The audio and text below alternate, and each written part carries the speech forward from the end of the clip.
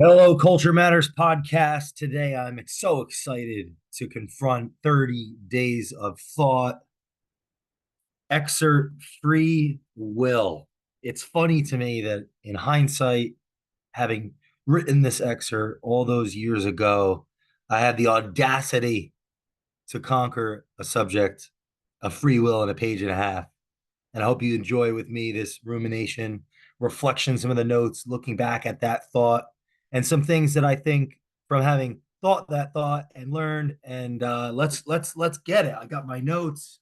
I've read to think. I've written my thoughts down to develop, and I'm ready to speak and share this with you so you can read to think, write to develop, listen to hear what is unsaid when you watch your video that you record and put out your thoughts of the thought so that you can speak to let go, develop executive presence, leadership, all the things that come as a consequence of working on 30 days of thought that I've been able to benefit as a recipient of this process, even looking back at thoughts that I had all that time ago. There's still so much value in this process for me.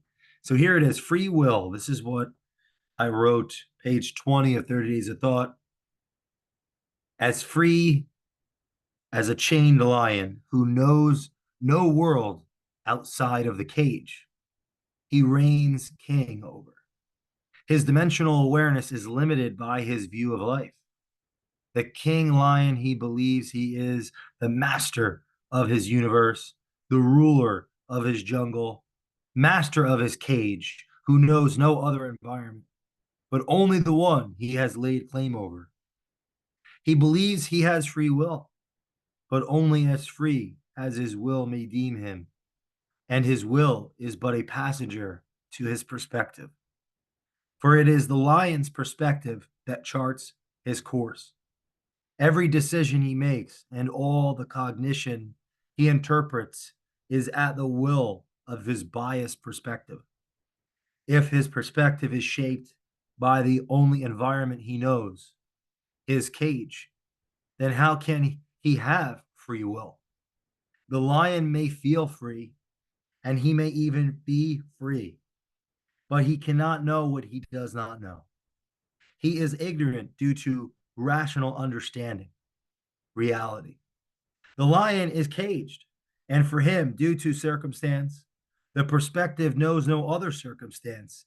Therefore, this may be his only judge of freedom. This lion, king of his only known jungle, this cage with its bars so thin that they cannot even be seen by the naked eye. Yet once noticed, they may not be unseen, for this is awareness. All the choices the lion makes and every freedom the lion acts upon seems to be that of his own accord. But who is to say that our lion's will has not solely been shaped by perspective? This perspective driven by his probable circumstance, his genetics engaged inside his caged environment. He knows no other view.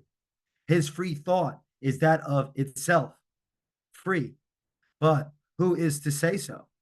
After all, if every thought, idea, and action is the effort of this cause, the environment around this lion, then how can he truly be free?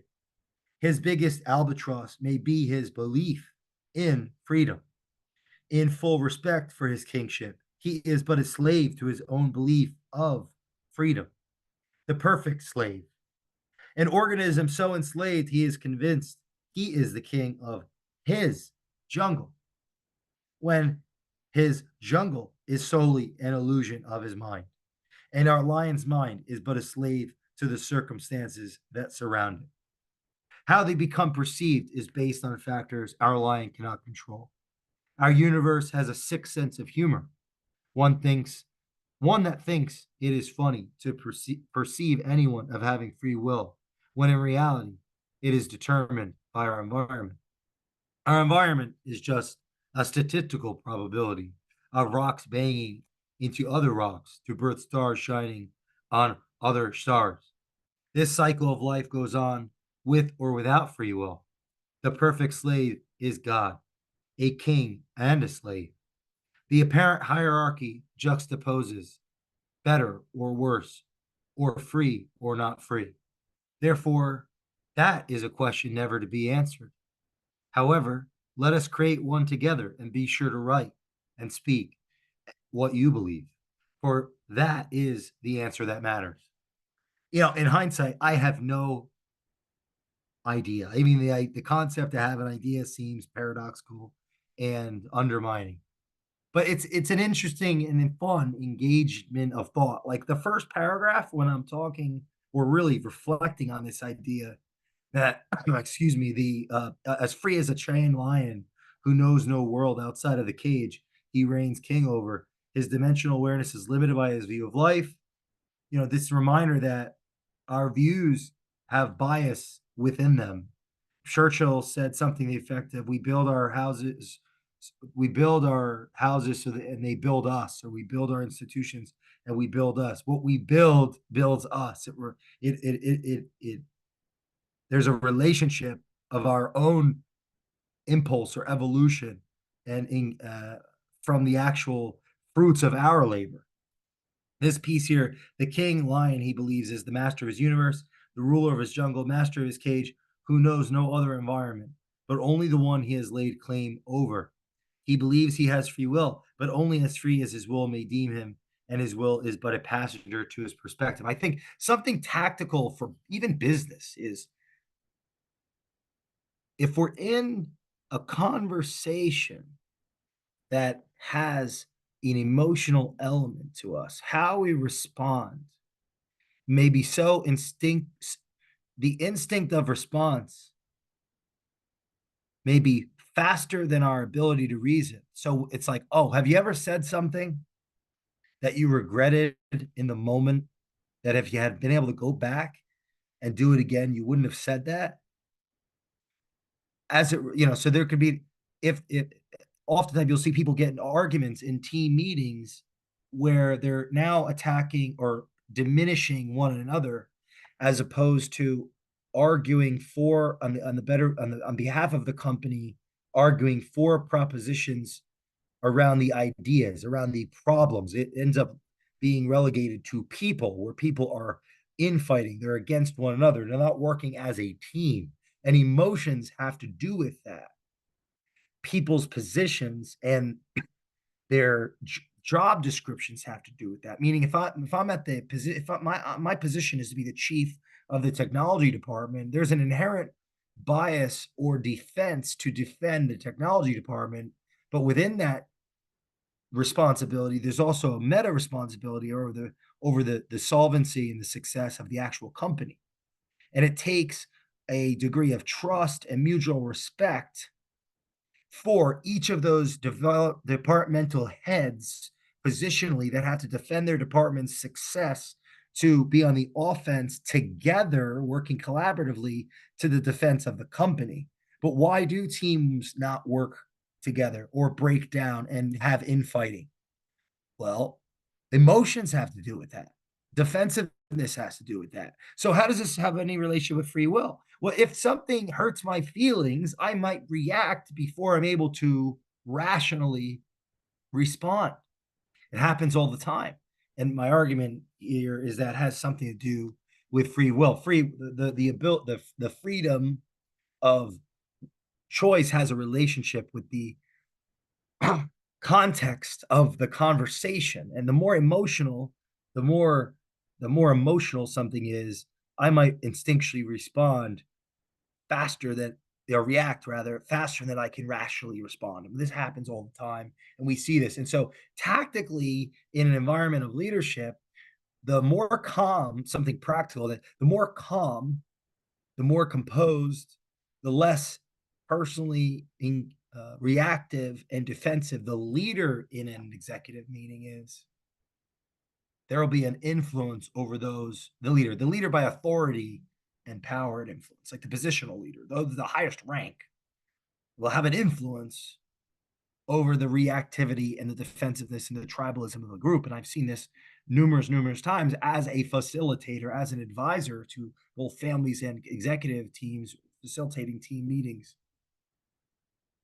that the more calm I am, the more calm the team is, the deeper into intense conversation we can go. The less calm, the more reactive and emotionally irresponsible I am, the more the trust will break down because it's less safe, it's more personal, and there'll be less respectful things said and actions made. And I think all this has a conversation with free will. And our freedom of will has a relationship with awareness, which has a relationship with how we experience life, which has a relationship with how we relate to other people, which has a relationship with our environment, our education, what we know, what we don't know, and what we don't know, we don't know. And that's one of the arguments here is that maybe free will has a relationship with our freedom of will has a relationship with our awareness, which has a relationship with our lived experience, which has a relationship with who we experience life with and how we relate to others in life. And so, how can we work on developing more freedom of will? We can develop that will be relative to how we work with other people, how we relate to other people. And that has a relationship with what we know. So, our knowledge development about the world, but also about ourselves. So, this like brings up Jung, what's not been made conscious, the unconscious not been made conscious, the unconscious that has not been made conscious will lead us. I'm paraphrasing because I can't remember the quote quite clearly, but I'm thinking of like yeah, Jung comes to mind in that regard. That it's not just what we learn about the world; it's what we learn about ourselves. It's extra. It's a even if this isn't just let's say make it simplicity's sake, external accumulation of knowledge and internal accumulation of knowledge. But even those that dichotomy of external and internal isn't necessarily what it seems to be. But uh, anyway, that may be a bit too. I'm going to get lost in that thought. But that's some thoughts that came from this idea of free will. Just in the first paragraph, I have some notes here. Free will is free will is on a spectrum.